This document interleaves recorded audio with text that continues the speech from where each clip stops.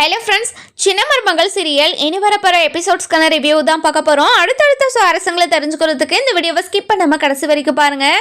நம்ம ராஜாங்க இருந்துட்டு சாவித்திரியும் தாமரையும் பண்ண வேலையை நினச்சி ரொம்பவே வருத்தப்பட்டு உக்காந்துக்கிட்டு இருக்காரு. இதெல்லாம் பார்த்துக்கிட்டு இருந்தா நம்ம அப்போ தான் இருந்துட்டு இங்கே பாரியா ராஜாங்கம் அவங்க பண்ணதெல்லாம் நினச்சி நீ வருத்தப்படாதியா, நீ அதெல்லாம் நினச்சி கஷ்டப்படாமல் முதல்ல போய் ரெஸ்ட் அடியா அப்படின்னு சொல்லிட்டு நம்ம ராஜாங்கத்தை ரூமுக்கு அனுப்பி வைக்கிறாங்க. அதுக்கப்புறம் என்ன, நம்ம ராஜாங்கமும் கொஞ்ச நேரம் படுத்து தூங்கிக்கிட்டு இருக்காரு. அந்த நேரம் பார்த்து நம்ம தமிழ்ச்செல்வியை வீட்டை விட்டு துரத்துற மாதிரியும், இனிமே நீ இந்த வீட்டுக்கு வரக்கூடாது, இந்த வீட்டுக்கும் உனக்கும் சம்மந்தமே இல்லை, உன்னை மருமகளாக கொண்டு வந்ததுக்கு நான் ரொம்ப அசிங்கப்படுறேன் அப்படின்ற ஒரு கனவு வந்துடுது. இந்த கனவு வந்த உடனே நம்ம ராஜாங்க வந்துட்டு அப்படி திக்குன்னு எழுந்து உக்காந்துடுறாரு. உட்காந்த உடனே நம்ம மோகனா இருந்துட்டு என்னங்க ஆச்சு அப்படின்னு சொல்லி கேட்கவும், இல்லை மோகனா, ஒரே கனவு திரும்ப திரும்ப வந்துக்கிட்டே இருக்குது மோகனா, இதை நினச்சா எனக்கு ரொம்ப பயமாக இருக்குது மோகனா அப்படின்னு சொல்லவும், என்னங்க கனவு அப்படின்னு சொல்லி கேட்கவும், இங்கே பாரு மோகனா, தமிழ்செல்வியை வீட்டை விட்டு துரத்துற மாதிரி ஒரு கனவு வந்துச்சு, இது என்ன பண்ணுறதுனே தெரியல, இங்கே பாருங்க, இதை அத்தைக்கிட்ட என்ன ஏதுன்னு நம்ம போய் கேட்கலாம் வாங்க அப்படின்னு சொல்லிட்டு நம்ம ராஜாங்க இருந்துட்டு அப்பத்தா கிட்ட போயிட்டு, இங்கே பாருங்கம்மா, நான் ரொம்ப நாளாக ஒரு கனவை கண்டுக்கிட்டு இருக்கேம்மா, திரும்ப திரும்ப அது அடிக்கடிக்கு என்னோட கனவுல வந்துக்கிட்டே இருக்குதுமா அப்படின்னு சொல்லவும், ராஜாங்கம் என்ன கனவையா அப்படின்னு சொல்லி கேட்கவும், இங்கே பாருங்கம்மா, தமிழ்ச்செல்வியை வீட்டை விட்டு துரத்துற மாதிரி தமிழ்ச்செல்வி இந்த வீட்டுக்கு வந்தது, மருமகளாக வந்தது, வீட்டுக்கே சாபன்ற மாதிரி ஏதோ கனவுல வந்துக்கிட்டே இருக்குதுமா அப்படின்னு சொல்லவும், ராஜாங்கம் என்ன ராஜாங்கம் சொல்கிற, இதே கனவும் எனக்கும் வந்துச்சு, இந்த கனவு எனக்கும் அடிக்கடிக்கு வந்துக்கிட்டே தான் இருக்குது, இதுக்கு என்ன பண்றது ஏது பண்றதுன்னு எனக்கு ஒன்றும் புரியலையே, வீட்டில் இருக்கிறவங்களுக்கு அடிக்கடிக்கு இந்த கனவு வந்துக்கிட்டே தான் இருக்குது போல அப்படின்னு சொல்லிட்டு ரொம்பவே வருத்தப்பட்டுக்கிட்டு இருக்காங்க. அதுக்கப்புறம் நம்ம அப்பதான் இருந்துட்டு, ராஜாங்கம் இதை நம்ம இப்படியே விட்டுறக்கூடாது ராஜாங்கம், நம்ம போயிட்டு ஒரு சித்தரை பார்த்து இது என்னது ஏதுன்னு சொல்லிட்டு நம்ம பார்க்கணும்.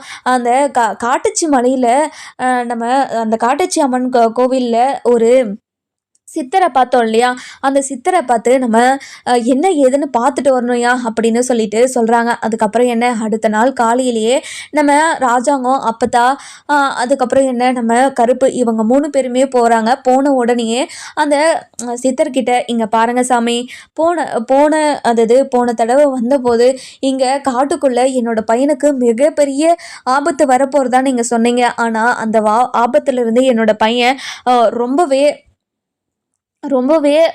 அதாவது ரொம்ப கஷ்டப்பட்டு உயிர் பொழைச்சி வந்தான். இப்போது எனக்கு அடிக்கடிக்கு ஒரே கனவாக வந்துக்கிட்டே இருக்குது, என் மருமகளை வீட்டை விட்டு துரத்துற மாதிரி அந்த கனவு வந்துக்கிட்டே இருக்குது, அதுக்கு ஏதாவது ஒரு பரிகாரம் இருந்தால் சொல்லுங்கள் சாமி, என் மருமக எங்கள் வீட்டை விட்டு போகக்கூடாது கடவுளே அப்படின்னு சொல்லிட்டு அந்த சித்தர்கிட்ட சொல்லுவோம். அந்த சித்தர் இருந்துட்டு கொஞ்ச நேரம் அப்படியே இருக்காரு. அப்புறம் என்ன, நம்ம அப்பத்தான் இருந்துட்டு, இங்கே பாருங்க சாமி, இந்த மாதிரி மௌனமாக இருக்காதீங்க, உங்களை நம்பி தானே நாங்கள் வந்திருக்கோம், நீங்கள் ஏதாச்சும் சொன்னால் மட்டும்தான் என்னோட பேத்தியை இந்த வீட்டில் இருந்து துரத்த முடியாமல் இருக்க முடியும் அப்படின்னு சொல்லிட்டு நம்ம அப்பதான் இருந்துட்டு அந்த சித்தர்கிட்ட கேட்கவும், சித்தர் இருந்துட்டு அப்பதான் வாயை திறக்கிறாரு. இங்க பாருங்கம்மா, கனவுல வந்தது எதுவுமே நடக்காமல் இருக்கணும்னா நீங்கள் அந்த பழனி அப்பனுக்கு நீங்கள் பாத யாத்திரை போகணும் அப்படின்னு சொல்லிடுறாங்க. இதை கேட்ட உடனே நம்ம ராஜாங்கம் பயங்கரமாக சந்தோஷப்படுறாரு. இங்கே பாருங்கள், பாத யாத்திரை போனால் அதாவது இந்த பிரச்சனை எதுவும் வராது அப்படின்னு சொல்லி கேட்கவும், இங்கே பாருங்கள், வீட்டில் இருக்கிற ஒட்டுமொத்த பேரும் நீங்கள் பாத யாத்திரையாக போகணும், பாத யாத்திரை போனீங்கன்னா கண்டிப்பாக இது எதுவுமே நடக்காது அப்படின்னு சொல்லிடுறாங்க. இதை கேட்ட உடனே ராஜாங்க இருந்துட்டு, சரிங்க சாமி, நாங்கள் வீட்டில் இருக்கிற எல்லாருமே பாத யாத்திரை போயிடுறோம் அப்படின்னு சொல்லிட்டு வீட்டுக்கு வந்துடுறாங்க. வீட்டுக்கு வந்த உடனே நம்ம ராஜாங்க இருந்துட்டு சேர்ல உட்காந்து அப்படியே யோசிச்சுக்கிட்டே இருக்காங்க. அதுக்கப்புறம் சேது இருந்துட்டு, அப்பா என்னை கூப்பிட்டு விட்டுருந்தீங்களாப்பா, என்னப்பா விஷயம் அப்படின்னு சொல்லி கேட்கவும், இங்கே பாரியா ராஜாங்கம், வீட்டில் இருக்கிற எல்லாருமே இன்னைக்கு நம்ம பாத யாத்திரை போக போகிறோம் அப்படின்னு சொல்லவும், பாத யாத்திரையாப்பா, பாத யாத்திரைனா நம்ம எந்த ஊருக்கு போக போகிறோம் அப்படின்னு சொல்லி கேட்கவும், இங்கே பாருப்பா, பழனியப்பனுக்கு நம்ம பாத யாத்திரை போகணும் அப்படின்னு சொல்லிடுறாங்க. இதை கேட்ட உடனே நம்ம அதாவது யாரு நம்ம சேது வந்துட்டு, அதுக்கு என்னப்பா நம்ம போயிடலாம் அப்படின்னு சொல்கிறாங்க. அதுக்கப்புறம் என்ன, வீட்டில் இருக்கிற எல்லாருமே ரொம்பவே சந்தோஷமாக பாத யாத்திரைக்கு கிளம்பிக்கிட்டு இருக்காங்க. நம்ம அதாவது தமிழ்ச்செல்வி இருந்துட்டு சேதுக்கிட்ட, என்னங்க ஏங்க திடீர்னு அதாவது பாத யாத்திரைக்கெல்லாம் ஏற்பாடு பண்ணியிருக்கீங்க, என்னாச்சுங்க அப்படின்னு சொல்லி கேட்கவும், தமிழ் எனக்கும் என்ன விஷயம் நல்லா தெரியல. அப்பா சொன்ன உடனேயே நான் ஒத்துக்கிட்டேன், அவ்வளோதான் எனக்கு தெரியும். நீ வேணா கேட்டு பார்க்குறியா? இல்லைங்க, நான் எதுவும் கேட்கல. அப்புறமா நான் தெரிஞ்சுக்கிறேன் அப்படின்னு சொல்லி விட்டுடுறாங்க. அதுக்கப்புறம் என்ன, வீட்டில் இருக்கிற எல்லாருமே பாத யாத்திரைக்கு கிளம்பிடுறாங்க. நம்ம அப்பத்தா இருந்துட்டு ரோட்டில் நடந்து போய்கிட்டு இருக்கப்ப பயங்கர சந்தோஷமா, அது நல்லா இருக்கு, இது நல்லா இருக்கு, இப்படி நடந்து நடந்து போகிறதும் ரொம்ப நல்லா தான் இருக்கு அப்படின்னு சொல்லி பேசிக்கிட்டே இருக்காங்க. அதுக்கப்புறம் என்ன, அந்த கிரகணம் முடியறதுக்குள்ள அந்த பாத யாத்திரையில் நடந்து போயிட்டு நம்ம முருகனை சந்திச்சிடணும். அப்படி சந்திச்சா மட்டும்தான் இந்த எதுவுமே, அதாவது கனவுல வந்தது எதுவுமே நடக்காது அப்படின்னு நம்ம சித்தர் சொல்லியிருப்பாரு. அந்த சித்தர் சொன்ன மாதிரியே கோவிலுக்கு பக்கத்தில் வந்துட்டாங்க. ஆனால் நம்ம அப்பத்தாவுக்கு அப்படியே கிருகிருன்னு வந்து அப்படியே மயக்கம் போட்டு விழுந்துடுறாங்க. விழுந்த உடனேயே நம்ம தமிழ்ச்செல்வி இருந்துட்டு ரொம்பவே பதறி போயிட்டு, அப்பத்தா என்னாச்சு அப்பத்தா அப்படின்னு சொல்லிட்டு எழுப்பிக்கிட்டே இருக்காங்க. அதுக்கப்புறம் என்ன, நம்ம அப்பத்தாவை பார்த்துட்டு எல்லாருமே பயங்கரமாக ஷாக் ஆயிடுறாங்க. அதுக்கப்புறம் நம்ம ஈஸ்வரி இருந்துட்டு, மாமா இந்த வயசில் யாரனா பாத யாத்திரைக்கு கூட்டிகிட்டு வருவாங்களா மாமா? இது உங்களுக்கே தோணக்கூடாதா? இப்போ பாருங்க, அத்தைக்கு என்ன ஆச்சுன்னே தெரியல, அவங்க கண்ணு முழிக்கவே மாட்றாங்க, இப்போ என்ன பண்ணுறதுனே தெரியலையே அப்படின்னு சொல்லிட்டு நம்ம அதாவது நம்ம ஈஸ்வரி இருந்துட்டு ராஜாங்கத்தை கிட்ட கேட்கவும், இங்க பாரு ஈஸ்வரி, இருக்கிற பிரச்சனையில நீ வேற ஏதாச்சும் சொல்லிக்கிட்டே இருக்காத, கொஞ்ச நேரம் அமைதியா இரு அப்படின்னு சொல்லிடுறாங்க. இதெல்லாம் கேட்டுக்கிட்டு இருந்த நம்ம யாரு, நம்ம தமிழ்ச்செல்வி இருந்துட்டு, இங்க பாருங்க, அம்மாச்சிக்கு எதுவும் ஆகலை, கொஞ்சம் மயக்கம் போட்டு தான் விழுந்திருக்காங்க, பக்கத்துல ஏதாச்சும் தண்ணி இருந்தா கொண்டு வாங்க அப்படின்னு சொல்லிடுறாங்க. அதுக்கப்புறம் என்ன, நம்ம சேது இருந்துட்டு பக்கத்துல கடையில ஓடி போயிட்டு தண்ணியெல்லாம் எடுத்துட்டு வந்து நம்ம அம்மாச்சி மூஞ்சில தெளிச்சு விடுறாங்க. தெளிச்சு விட்ட உடனே அப்பதான் அம்மாச்சி எழுந்து உட்காந்துருச்சு. என்னாச்சு எனக்கு, நான் எங்க இருக்கேன் அப்படின்னு சொல்லிட்டு எதுவுமே தெரியாம இந்த மாதிரி பேசவும், அம்மாச்சி இங்க பாருங்க அம்மாச்சி, இப்போ எப்படி இருக்கா அம்மாச்சி அப்படின்னு சொல்லி கேட்கும். அடியே தமிழ், எனக்கு என்னடி ஆச்சு? இங்க பாருங்க, அப்பதான் நீங்க இது மயக்கம் போட்டு விழுந்துட்டீங்க, இப்பதான் எழுந்திருச்சு உட்காந்துருக்கீங்க, இப்போ எப்படி இருக்க உங்களுக்கு அப்படின்னு சொல்லி கேட்கவும், அதுக்கப்புறம் நம்ம ராஜாங்க இருந்துட்டு, ஆத்தா உங்களுக்கு ஒன்றும் இல்லைல்ல ஆத்தா அப்படின்னு சொல்லி கேட்குறாங்க. இங்க பாரியா ராஜாங்கம், எனக்கு ஒன்றும் இல்லை, முதல்ல நம்ம இந்த கிரகணம் முடியறதுக்குள்ள நம்ம போயிட்டு முருகரை சந்திச்சிருவோம் வா அப்படின்னு சொல்லிட்டு ஃபாஸ்ட்டாக நடந்து போகிறாங்க. போன உடனேயே நம்ம முருகரையும் சந்திச்சு அப்படியே அர்ச்சனையும் பண்ணிடுறாங்க. அப்போதான் நம்ம ராஜாங்கத்துக்கும் நம்ம அப்பத்தாக்கும் பயங்கரமாக சந்தோஷமாக இருக்குது. இனிமே கனவுல வந்தது எதுவுமே நடக்காது, ரொம்ப சந்தோஷமாக இருக்குது அப்படின்னு சொல்லிட்டு நம்ம ராஜாங்க மனசுலையும் நம்ம கருப்பு, அதுக்கப்புறம் நம்ம அப்பத்தா, இவங்க மூணு மனசுலுமே அப்படியே பாலை வத்த மாதிரி இருக்குது. அதுக்கப்புறம் நம்ம மலர் இருந்துட்டு ரொம்பவே யோசிச்சுக்கிட்டே இருக்காங்க. அதுக்கப்புறம் நம்ம ராஜாங்க இருந்துட்டு மலர்கிட்ட வந்து, இங்க பாரு மலரு, உங்ககிட்ட ஒரு முக்கியமான விஷயத்த பேசலாம் தான் வந்தேன் அப்படின்னு சொல்லவும், இதை கேட்ட உடனே மலர்ந்துட்டு, மாமா என்ன மாமா விஷயம் சொல்லுங்க மாமா, நான் அந்த வாத்தியார் மேப்பில் நம்ம கல்யாணம் பண்ணிக்கலான்னு சொல்லிட்டு இது தாமரையை கல்யாணம் பண்ணிக்கலான்னு சொல்லிட்டு வந்தார் இல்லையா, அந்த மாப்பிள்ளையை நீ கல்யாணம் பண்ணிக்கிறியா அப்படின்னு சொல்லி கேட்கவும், இதை கேட்ட உடனே மலருக்கு பயங்கரமாக ஷாக் ஆயிடுது. மாமா என்ன மாமா சொல்கிறீங்க நீங்கள் அப்படின்னு சொல்லி கேட்கவும், இங்கே பாருமா மலரு, அந்த தாமரைக்கு ஒரு நல்ல வாழ்க்கையை அமைச்சு கொடுக்கணும்னு தான் நினச்சேன், ஆனால் இப்படி ஒரு கேடு கெட்ட வேலையை பார்த்துட்டு அவள் போவான்னு நினச்சி கூட பார்க்கல. அந்த மாப்பிள்ளை ரொம்ப நல்ல மாப்பிள்ளை, அதுவும் வாத்தியார் வேற, கண்டிப்பாக உன்னோட படிப்புக்கும் ஹெல்ப்ஃபுல்லாக இருப்பார், உன்னோட வாழ்க்கையும் நல்லா இருக்கும்னு எனக்கு தோணுது. நான் அந்த மாப்பிள்ளை வீட்டுக்காரர்கிட்ட பேசிட்டேன், நீ என்னம்மா சொல்கிற அப்படின்னு சொல்லி கேட்கவும், மாமா எனக்கு என்ன சொல்கிறதுனே தெரியல மாமா, எனக்கு கல்யாணம்னு ஒன்று என்னோட வாழ்க்கையில் இனிமேல் யோசிக்கவே கூடாதுன்னு நினச்சிக்கிட்டு இருந்தேன் மாமா. இங்கே பாருமா மலரு, உனக்கு ஒரு நல்ல வாழ்க்கையை அமைச்சு கொடுக்கணும்னு என்னோட மனசுக்கு தோணிக்கிட்டே இருக்குதுமா.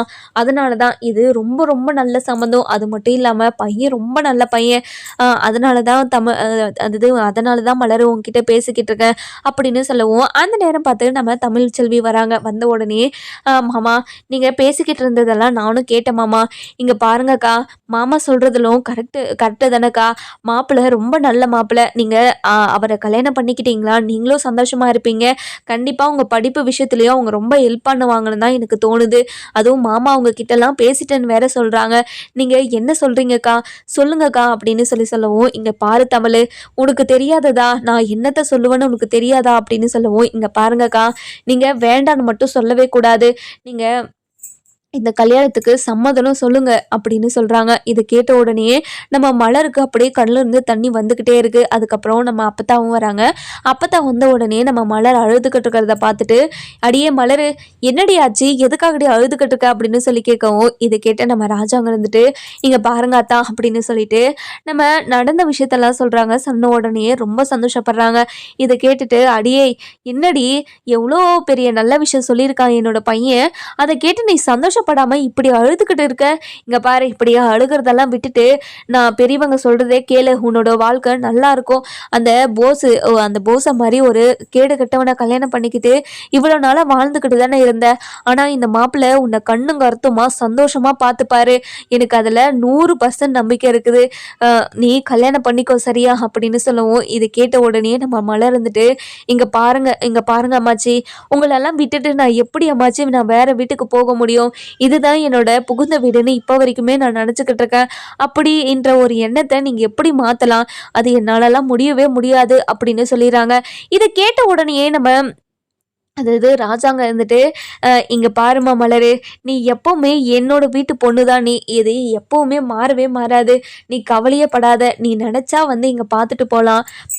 நீ எப்போ வேணாலும் வரலாம், எப்போ வேணாலும் போகலாம், இல்லை இங்கே கூட தங்கிக்கலாம். நீ கவலையே படாத. அதை பற்றி நான் எல்லாத்தையுமே மாப்பிள்ளை வீட்டர்கிட்ட பேசிடுறேன் அப்படின்னு சொல்லிடுறாங்க. இதை கேட்ட உடனே, மாமா நீங்கள் கண்டிப்பாக எனக்கு நல்லதுக்கு தான் எல்லாத்தையும் பண்ணுவீங்கன்னு எனக்கு தெரியும். அதனால் நீங்கள் என்ன பண்ணாலையும் எனக்கு சந்தோஷம்தான் மாமா அப்படின்னு சொல்லிடுறாங்க. இதை கேட்ட உடனே நம்ம அப்பதான் நம்ம தமிழ்ச்செல்வி, அதுக்கப்புறம் என்ன ராஜாங்கம், இவங்க எல்லாருமே பயங்கர சந்தோஷப்படுறாங்க. இங்க பாருமா மலரு, நீ இப்படி ஒரு வார்த்தையை சொல்லுவேன்னு நினைச்சு கூட பார்க்கலாமா? ரொம்ப சந்தோஷம். நான் மாப்பிள்ளை வீட்டுக்காரர்கிட்ட எல்லாருக்கிட்டையும் பேசிடுறேன், கல்யாணத்துக்கு ஏற்பாடு பண்ணிடலாம் அப்படின்னு சொல்லிடுறாங்க. அதுக்கப்புறம் நம்ம மலர் இருந்துட்டு தமிழ்ச்செல்வி கிட்ட, இங்க பாரு தமிழ், எனக்கு இப்படி ஒரு விஷயம் நடக்கும்னு நான் கனவுல கூட எதிர்பார்க்கவே இல்லை. ஆனா மாமா இப்படி ஒரு விஷயத்த சொல்றாரு, அவருக்கு என்னால மறுப்பும் சொல்ல முடியாம இப்படி சம்மதனும் சொல்லிட்டேன். இனிமே என்னோட வாழ்க்கை எப்படி இருக்கும்னு நினைச்சாவே எனக்கு ரொம்ப பயமா இருக்குது. கல்யாண வாழ்க்கையவே நான் வெறுத்து போய் தான் கல்யாணமே பண்ணக்கூடாதுன்னு தான் ஒரு எண்ணத்துல இருந்தேன். ஆனா மாமா இப்படி வந்து என்கிட்ட இப்படியெல்லாம் பேசி சம்மதம் வாங்கிட்டாரு. இனிமே நான் எப்படி வாழ போறேன்னு நினைச்சாவே எனக்கு ரொம்ப பயமா இருக்குது அப்படின்னு சொல்லவும், இங்க பாருங்கக்கா, ஒரு கேடு கட்டவனோடு வாழ்ந்துட்டு நீங்க இப்படி வந்ததுனால தான் இப்படியெல்லாம் பேசிக்கிட்டு இருக்கீங்க. கண்டிப்பா இப்போ நீங்க கல்யாணம் பண்ணிக்கிற போற மாப்பிள்ளை ரொம்ப நல்லவர், உங்களை நல்லா பார்த்துப்பாரு. கண்டிப்பா இந்த கல்யாணத்தை பண்ணதை நினைச்சு நீங்க ரொம்ப சந்தோஷப்படுவீங்க, அது எனக்கு நல்லாவே தெரியும் அப்படின்னு சொல்லிடுறாங்க. அதுக்கப்புறம் என்ன, நம்ம ராஜாங்க இருந்துட்டு போயிட்டு மாப்பிள்ளை வீட்டுக்காரர்கிட்ட எல்லா விஷயத்தையும் பேசுறாங்க. பேசின உடனே மாப்பிள்ளை வீட்டுக்காரும் எல்லாத்துக்கும் ஒத்துக்கிறாங்க. அதுக்கப்புறம் என்ன, நம்ம மாப்பிள்ளை இருந்துட்டு இங்க பாருங்க ஐயா, இப்படி கேட்கறதுனால தப்பா நினச்சிக்காதீங்க. நான் பொண்ணுக்கிட்ட ஒரு 4 வார்த்தை பேசிக்கலாமா? ஏன்னா ஏற்கனவே பொண்ணுக்கிட்ட பேசாம தான் இப்படி ஒரு நிலைமையில நான் வந்து நின்றுட்டேன். இனிமேலும் என்னால் அப்படி இருக்க முடியாதுல்ல. அதனால ஒரு பொண்ணுக்கிட்ட ஒரு 4 வார்த்தை மட்டும் தனியாக பேசிக்கலாமா அப்படின்னு சொல்லி கேட்குறாங்க. இங்க பாருங்க மாப்பிள்ளை, என்னோட மலரு ரொம்ப தங்கமானவ. நீங்க எத்தனை வார்த்தை வேணாலும் பேசுங்க, எனக்கு கவலையே கிடையாது. நீங்க கவலைப்படாம போய் பேசிட்டு வாங்க அப்படின்னு சொல்லிட்டு நம்ம மலரையும் மாப்பிள்ளையும் தனியா விட்டுறாங்க. அதுக்கப்புறம் மாப்பிள்ளை இருந்துட்டு, இங்க பாருங்க, என்ன கல்யாணம் பண்ணிக்கிறதுக்கு உங்களுக்கு சம்மந்தமா அப்படின்னு சொல்லி கேட்கவும், இதை கேட்டு நம்ம மலர் இருந்துட்டு அப்படியே அமைதியாவே நிக்கிறாங்க. இங்க பாருங்க, நீங்க அமைதியா நிக்கிறதுலயே எனக்கு தெரியுது, உங்களுக்கு என்ன கல்யாணம் பண்ணிக்கிறதுல விருப்பம் இல்லைன்னு. அவங்க, அதாவது உங்க வீட்டுல இருக்கிறவங்க எல்லாருமே உங்களை கட்டாயப்படுத்ததுனால தான் இந்த கல்யாணத்துக்கு நீங்க ஒத்துக்கிட்டீங்களா அப்படின்னு சொல்லி கேட்கவும், இது கேட்ட உடனே நம்ம மலர் இருந்துட்டு, இங்க பாருங்க, அதெல்லாம் ஒண்ணும் இல்லை, என்னோட மாமாவோட சந்தோஷம் தான் என்னோட சந்தோஷமா. உங்களுக்கு இப்போ நான் உங்களை கல்யாணம் பண்ணிக்கிறதுல விருப்பம் இருக்கா இல்லையான்னு தானே தெரிஞ்சாகணும். எனக்கு இந்த கல்யாணத்துல முழு சம்மதம், அதுவும் என்னோட மாமாக்காக அப்படின்னு சொல்லவும், இது கேட்ட உடனே நம்ம மாப்பிள்ளை இருந்துட்டு, இங்க பாருங்க, அதாவது உங்களுக்கு டிவோர்ஸ் கல்யாணம் டிவோர்ஸ் ஆயிடுச்சுன்னு சொன்னாங்க. அப்படி இருக்கிறப்போ அதுக்கப்புறம் நீங்க வேற யாரையுமே மனசுல நினைச்சது இல்லையா அப்படின்னு சொல்லி கேட்குறாங்க. இதை கேட்ட உடனே நம்ம மலர் இருந்துட்டு, இங்க பாருங்க, என்னோட வாழ்க்கையில இனிமே கல்யாணத்துக்கு இடமே இல்லை அப்படின்னு தான் நினச்சிக்கிட்டு இருந்தேன். ஆனால் என்னோட மாமா வந்து இப்படியெல்லாம் பேசி என்கிட்ட கேட்கும்போது எனக்கு வேற வழி தெரியாம தான் நான் ஒத்துக்கிட்டேனே தவிர வேற எதுக்காகவும் இல்லை. அதுக்காக இந்த கல்யாணத்துல சம்மதம் இல்லாமல்லாம் இல்லை, என்னோட மாமாக்காக முழு சம்மதமா இந்த கல்யாணத்துக்கு நான் கொடுக்குறேன் அப்படின்னு சொல்லிடுறாங்க. இதுக்கு கேட்ட உடனே, இங்க பாருங்க, நீங்க எதனால ஓகே சொன்னீங்கன்னாலாம் எனக்கு தெரியல. ஆனால் உங்களை ரொம்ப நல்லா பார்த்துப்பேன். ஆனால் நீங்கள் என்னை கையை கையை விட்டுற மாட்டீங்களே, அதாவது உங்கள் வீட்டில் ஒரு பொண்ணு பண்ணாங்கல்ல, அந்த மாதிரி என்னை எந்த இடத்துலையும் அசிங்கப்படுத்திட மாட்டீங்களே அப்படின்னு சொல்லி கேட்கவும், இங்கே பாருங்க நான் அப்படியெல்லாம் பண்ண மாட்டேங்க, நீங்கள் கவலைப்படாதீங்க, கண்டிப்பாக நான் உங்களை கல்யாணம் பண்ணிக்கிறேன் அப்படின்னு சொல்லவும், இதை கேட்ட உடனே நம்ம மலருக்கும் சரி மாப்பிள்ளைக்கும் சரி பயங்கர சந்தோஷம். இப்படி ஒரு பொண்ணு கிடைச்சதை நினச்சி நான் ரொம்ப சந்தோஷப்படுறேன் அப்படின்னு மாப்பிள்ளை சொல்லிட்டு அதாவது வெளியே போயிடுறாங்க. போன உடனே நம்ம மலருக்கு பயங்கர சந்தோஷம். அதுக்கப்புறம் நம்ம தமிழ்ச்செல்வி இருந்துட்டு மலர்கிட்ட வந்து அக்கா என்னக்கா சொன்னார் அவர் அப்படின்னு சொல்லி கேட்கவும், இங்கே பாரு தமிழ், நானும் மாப்பிள்ளை எப்படியோ என்னமோ அப்படின்னு நானும் என்னமோ நினச்சிட்டேன். ஆனால் மாப்பிள்ளை ரொம்ப நல்ல மாப்பிள்ளை, என்கிட்ட ரொம்ப நல்லா தான் பேசினாங்க, என்னை ரொம்ப நல்லா பார்த்துப்பேன், நீங்கள் என்னை கைவிட்டுறாதீங்க, என்னை ஏமாத்திடாதீங்க அப்படின்னு சொன்னார். இங்கே பாருங்கக்கா, அவர் ரொம்ப மனசு உடைஞ்சு போயிருக்காரு, தாமரை பண்ணது எல்லாத்தையும் மனசில் வச்சுக்கிட்டு தான் உங்ககிட்ட இப்படியெல்லாம் பேசியிருப்பாருன்னு நினைக்கிறேன். நீங்கள் வருத்தப்படாதீங்க, கண்டிப்பாக உங்களோட வாழ்க்கை ரொம்ப சந்தோஷமாக தான் இருக்கும் அப்படின்னு சொல்லிடுறாங்க. இன்னொரு பக்கம் பார்த்தீங்கன்னா நம்ம சாவித்திரியும் தாமரையும் பயங்கரமாக அதாவது கோவில்லையே உக்காந்து பயங்கர பசியில் இருக்காங்க. நம்ம காமேஷ் பிச்சை இருந்துட்டு, லோட்டஸ் எவ்வளோ நேரம் நீ சாப்பிடாம இருப்ப, என் பொண்டாட்டி சாப்பிடாம இருக்கிறத பார்த்தா எனக்கு ரொம்ப கஷ்டமாக இருக்குது, லோட்டஸ் சாப்பிடு லோட்டஸ் அப்படின்னு சொல்லவும், இங்கே பாருடா நீ என் கூட பேசவே பேசாதடா, என்னை எப்படிலாம் பேசி ஏமாற்றி என்னை கல்யாணம் பண்ணிக்கிட்டல, உன்னை நான் மன்னிக்கவே மாட்டேன்டா, உன்னை என்ன பண்ணுறன்னு மட்டும் பாரு, இங்கே பாரு லோட்டஸ், இந்த வார்த்தையை என்கிட்ட 100 தடவை மேலே சொல்லிட்டேன், இங்கே பாரு லோட்டஸ், பிச்சை எடுக்கிறது மட்டும் கேவலமான வேலைன்னு நினச்சிடாத, இதில் எப்படி சம்பாதிக்கலாம் தெரியுமா, உங்கள் மாமாவோட பணக்காரா ஆயிடலாம், இந்த விஷயம் உனக்கு தெரியுமா அப்படின்னு சொல்லி கேட்கவும், இது கேட்ட உடனே நம்ம தாமரைக்கு, இங்கே பாருடா பிச்சை எடுக்கிறதே பிச்சை, இதில் என்னடா பெருமை உனக்கு அப்படின்னு சொல்லி கேட்கவும், இங்கே பாரு தாமரை, இங்கே இருக்கிறவங்கெல்லாம் எவ்வளோ சேர்த்து வச்சுருக்காங்கன்னு தெரியுமா, இவங்க அக்கௌண்ட்லேயும் ஒவ்வொருத்தர் அக்கௌண்ட்லேயும் எவ்வளோ இருக்குன்னு தெரியுமா அப்படின்னு சொல்லி கேட்கவும், அதுக்கப்புறம் என்ன அதாவது நம்ம காமேஷ் பிச்சை இருந்துட்டு, இங்கே பாரு தாமரை, என்னோட சித்தப்பாவோட அக்கௌண்ட்டில் எவ்வளோ இருக்குது தெரியுமா, 50 லட்ச ரூபாய் இருக்குது, இந்த பக்கம் பார்த்தீங்கன்னா என்னோட அண்ணன் அதாவது என்னோட அண்ணன் அக்கௌண்ட்டில் 30 லட்ச ரூபாய் இருக்குது, ஒவ்வொருத்தரும் பிச்சை எடுத்து இவ்வளோ சம்பாதிச்சு வச்சுருக்காங்க, இப்படி இருக்கும்போது பிச்சை எடுக்கிற வேலையை மட்டும் எதுக்காக கேவலமாக நினைக்கணும், அதெல்லாம் கேவலமாக நினைக்கவே கூடாது, நம்ம என்ன சும்மாவா எடுக்கிறோம் பிச்சை, அதாவது நம்ம ரொம்பவே கெஞ்சி கேட்குறோம், அவங்க கொடுத்துட்டு போகிறாங்க, அவ்வளோதானே, நம்ம இதில் நம்ம உழைப்பை போட்டு நம்ம சம்பாதிக்கிறோம், நீ ஏன் தப்பாக நினச்சி இப்படிலாம் பார்க்குற, நீ ஒரு பக்கம் உட்காந்திங்கன்னா உங்கள் அம்மா ஒரு பக்கம் உட்காந்தாங்கன்னா கண்டிப்பாக நம்ம ஒரே வருஷத்தில் ஒரு கோடீஸ்வரங்களாக ஆயிடலாம் அப்படின்னு சொல்லவும், இதை கேட்ட உடனே நம்ம சாவித்திரிக்கு பயங்கர கோவம் வந்து அப்படியே காரி துப்பிடுறாங்க. இங்கே பாருடா, திரும்ப திரும்ப இந்த மாதிரி பேசிக்கிட்டு உட்காந்துக்கிட்டு இருந்தேன், உன்னை நான் சும்மாவே விடமாட்டேன் தெரிஞ்சுக்கோ, ஏற்கனவே பயங்கர கோவத்தில் இருக்கிறேன், அப்புறமா இருக்கிற கோவத்தில் அப்படியே உன்னை கத்தி எடுத்து சொருகிடலாம் கூட வருது, என்ன பண்றது, இதெல்லாம் பண்ணக்கூடாதுன்றதுக்காக தான் அமைதியாக உட்காந்துக்கிட்டு இருக்கேன், அதை என்னை பண்ண வச்சிடாத அப்படின்னு சொல்லிட்டு பயங்கர கோவமாக பேசிக்கிட்டு இருக்கோம். அதுக்கப்புறம் தாமரை இருந்துட்டு, எப்படிமா நம்ம இங்கே வாழ போகிறோம், இனிமே கண்டிப்பாக மாமா நம்மளை வீட்டில் சேர்த்துக்கவே மாட்டாரு, அப்படி இருக்கிறப்ப நம்ம எப்படிமா இங்கெல்லாம் வாழ்றது, நம்ம செத்துடலாமா, இப்படி ஒரு வாழ்க்கை வாழ்றதுக்கு நம்ம செத்தே போயிடலாமா அப்படின்னு சொல்லவும், லோட்டஸ் உன் புருஷன் இருக்கிற போது நீ எதுக்காக சாகணும், நீ சாகலாம் கூடாது, நீ என் கூட மட்டும்தான் இருக்கணும் சரியா அப்படின்னு சொல்லிடுறாங்க. இங்கே பாருடா, நீ என் புருஷனெல்லாம் சொல்லிடாத, நீ கட்டின தாலியை தான் நான் உன்கிட்டயே தூக்கி எரிஞ்சிட்டனே, அப்படி இருக்கும்போது நீ யாரா எனக்கு, இங்கே பாரு என்கிட்ட பேசுகிற வேலை வச்சுக்கிட்டேன்னா அவ்வளோதான் உனக்கு தெரிஞ்சுக்கோ அப்படின்னு சொல்லவும், இங்கே பாரு லோட்டஸ், நீ என்ன வேணாலும் சொல்லு, என்ன வேணாலும் பேசு, ஆனால் நீ தான் என்னோட பொண்டாட்டி, சட்டப்படி நம்ம கணவன் மனைவியாக தான் இப்போ இருக்கிறோம், நீ கோர்ட்டில் போயிட்டு டிவோர்ஸ்க்கு அப்ளை பண்ணி டிவோர்ஸ் வந்தால் மட்டும்தான் நீயும் நானும், உனக்கும் எனக்கும் எந்த ஒரு சம்மந்தமும் இல்லைன்னு சொல்லணும், அப்படி இருக்கும்போது நீ என்னை யாருடான்னு கேட்கவே கூடாது அப்படின்னு சொல்லிடுறாங்க. இதெல்லாம் கேட்டு நம்ம தாமரை இருந்துட்டு, இவன் பேசுறதெல்லாம் என்னால் கேட்க முடியலம்மா, என்னால் இவன் பேசிட்டே இருக்கிறத என்னால் கேட்டுக்கிட்டும் உட்காந்துக்கிட்டு இருக்க முடியாது, இப்போ நம்ம என்னம்மா பண்ணுறது, ஏதாச்சும் பண்ணி ஆகணுமா அப்படின்னு சொல்கிறாங்க. அந்த நேரம் பார்த்து நம்ம ஈஸ்வரியும் அது சித்ராவும் வராங்க.